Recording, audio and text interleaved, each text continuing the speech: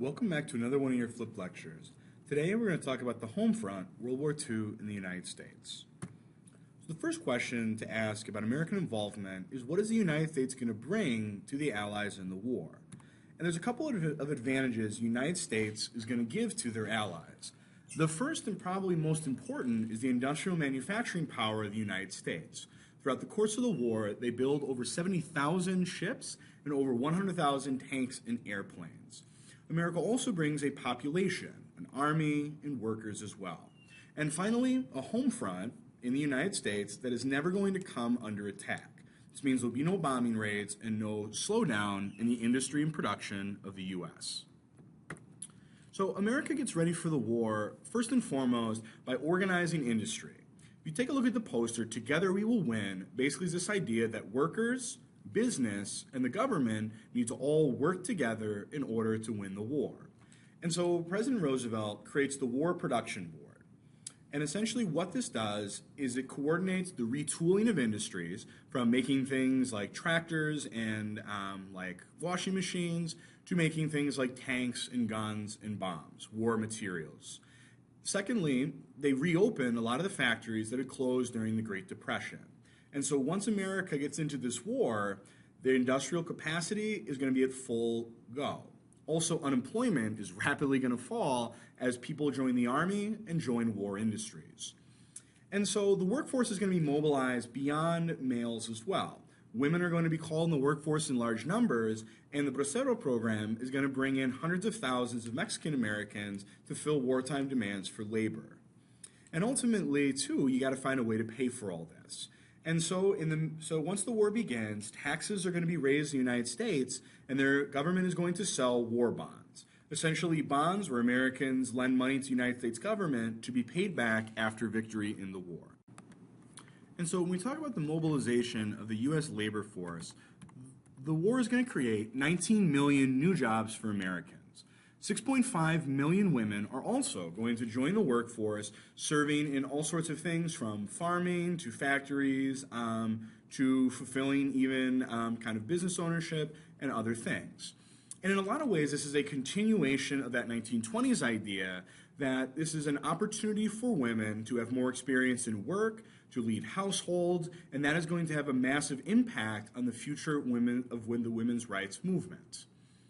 And also, too, in order to mobilize the entire workforce, President Franklin Delano Roosevelt issued Executive Order 8802, which banned employment discrimination against blacks or other minorities or women in government or defense industries. And so if you had a contract with the United States government to build war materials, you were no longer allowed to discriminate in who you hired. The Bracero program is going to bring in Mexican Americans to fill a labor need, but unfortunately, throughout the course of the war, the movement in the United States and the diversity of the workplace is actually going to lead to racial violence. The same tensions that existed in the 1920s and 30s are going to continue into the 1940s. Riots in Detroit are going to kill 31 people, and in Los Angeles, young Mexican-American men are going to get into fights with U.S. sailors in what come to be known as the Zoot Suit riots. And for African Americans, what they look at this war as an opportunity for is to win what they call the double victory, or the double V. And the idea about the double V is that they will contribute to the victory abroad against fascism, against the enemies of the United States, but throughout the course of the war, they're going to push for victory at home against racism. They essentially equate the Nazi and the Japanese kind of actions with racism in the United States, and they say, if we participate in this war now, they will not be able to deny us our rights later. And so, largely, African Americans are going to support the war effort in an effort to win the double victory. And over 200,000 workers from Mexico are going to be invited into the United States to work and live throughout the course of the war. This is going to change demographics. This is going to also lead to a larger Mexican-American presence in the American Southwest. But this large presence is going to lead to tensions that boil over in June of 1943, in what comes to be known as the Zoot Suit riots. And the Zoot Suit riots involve American sailors fighting with Mexican-American teenagers and young people who were out on the streets. And essentially, the Zoot Suit is a fashion of the time, and it becomes kind of the signature look of Los Angeles Mexican Americans, especially the youth. But during the war, in order to ration needed fabrics for the war, men were wearing victory suits, which involve very, very little fabric, no vest, and as you can see, the Zoot Suit is a very large thing. And so, for a lot of Americans, they see the Zoot Suits as unpatriotic. And so, therefore, they see the Mexican Americans as unpatriotic.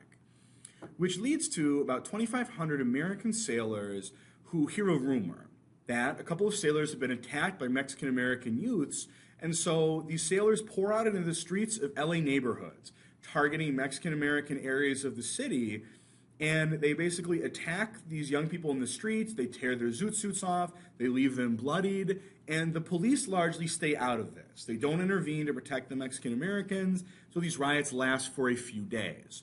In response to the riots, no sailors are put on trial, but LA bans the wearing of the Zoot Suit.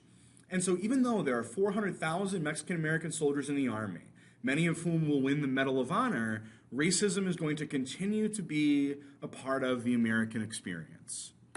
And if you want to know more about the Zoot Suit riots and further reading, there's a wonderful play that was written about the incident and the feelings surrounding it called Zoot Suit. So check it out.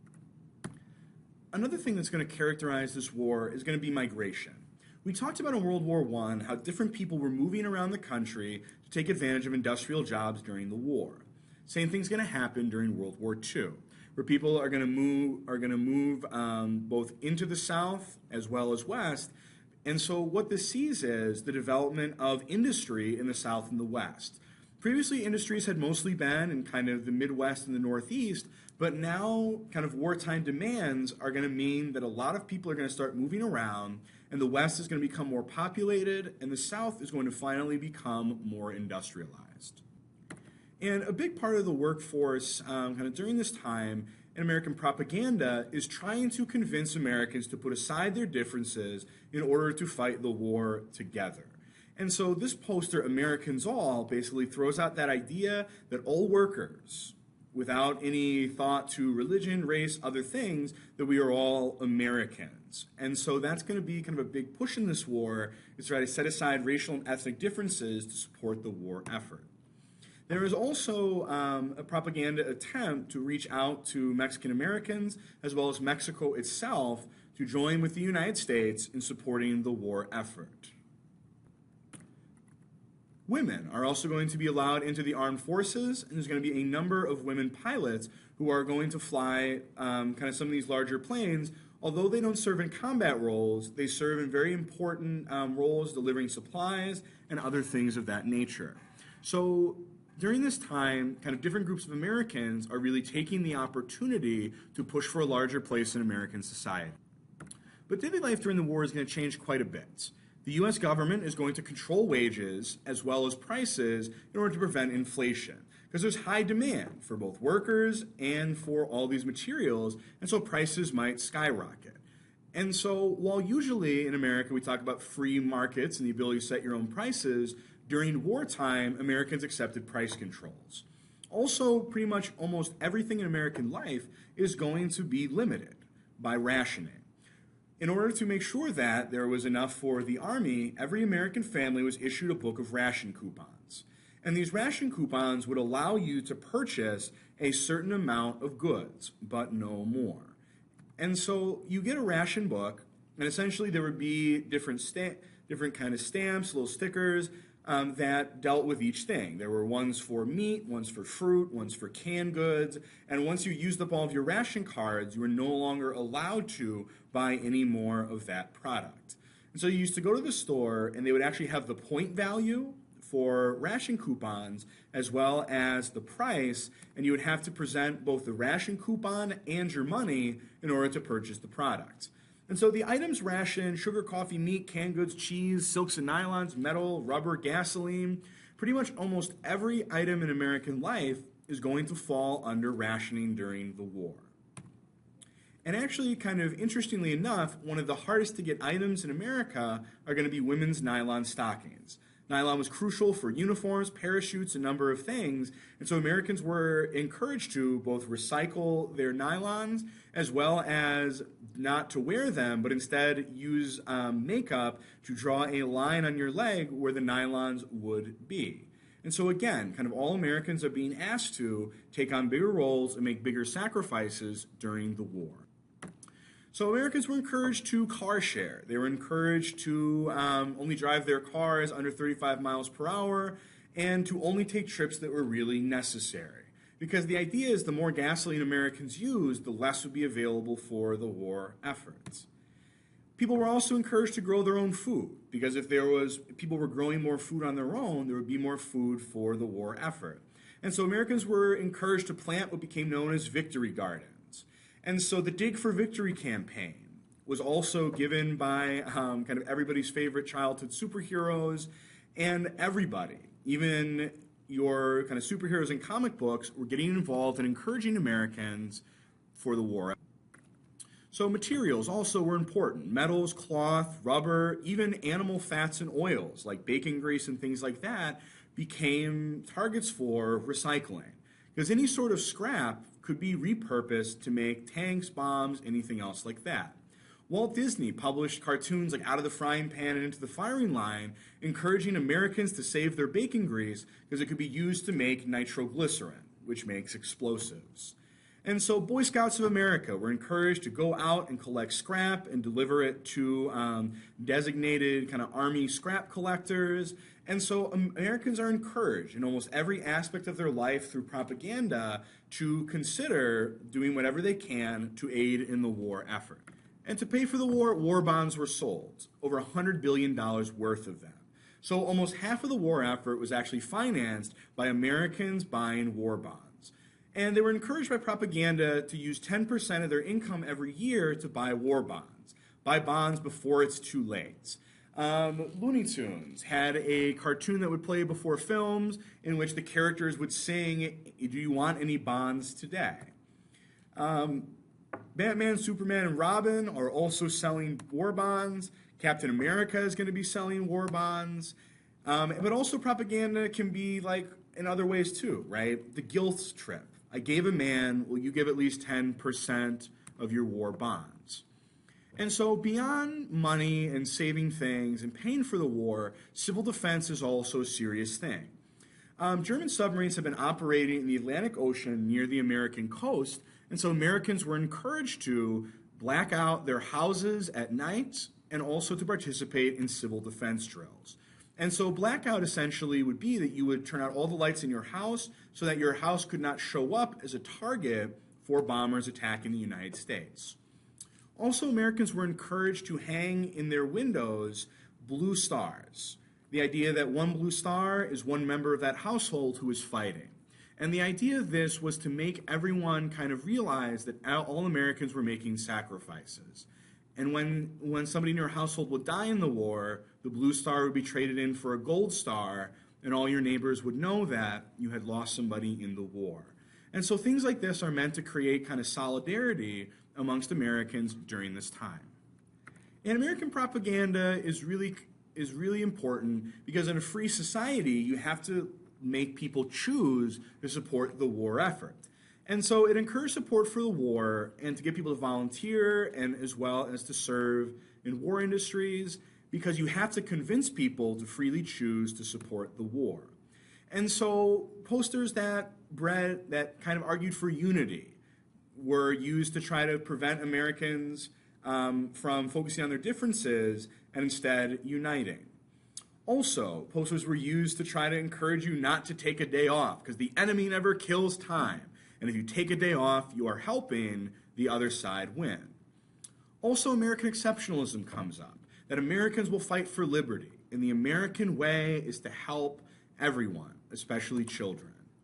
Also, fear is a big one. What are you going to do about the murdering Japs? How are you going to keep the menace from your home? And so when we look at kind of this propaganda, it also plays on racial stereotypes. And so racial stereotypes against the Japanese are going to show up very, very heavily in American propaganda, which is going to lead into, later, the idea of the scene as Japanese Americans as bigger threats than German Americans. So all sorts of different posters appeal to different groups of America. Religious Americans, and also you're trying to prevent people from kind of saying things. And so the idea of careless talk, that if you knew something and you said something, the enemy's spies could be everywhere. Again, loose lips sink ships, and don't kill this girl's daddy with your careless talk that spies from the other side might overhear.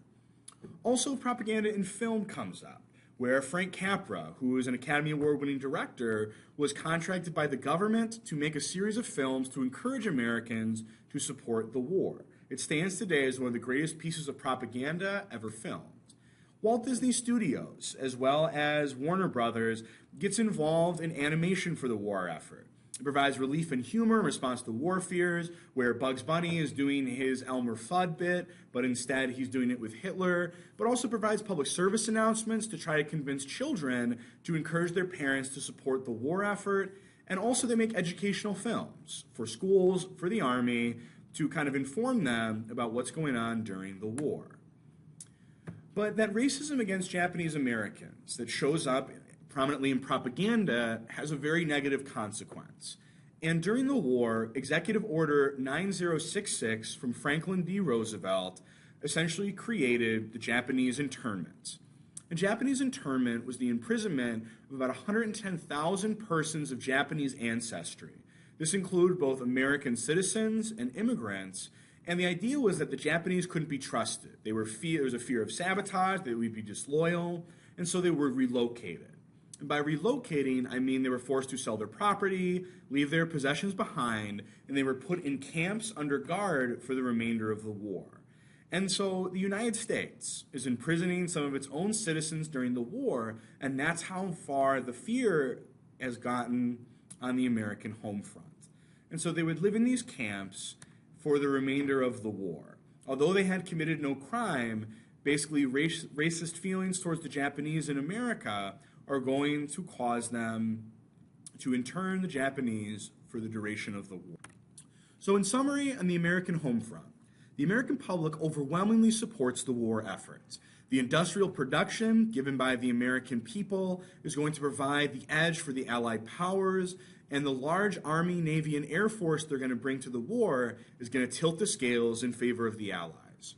But inside of the United States, that racism, those divisions, are going to persist, and they're going to break out in things like the Detroit riots, the Zoot Suit riots, and Japanese internment.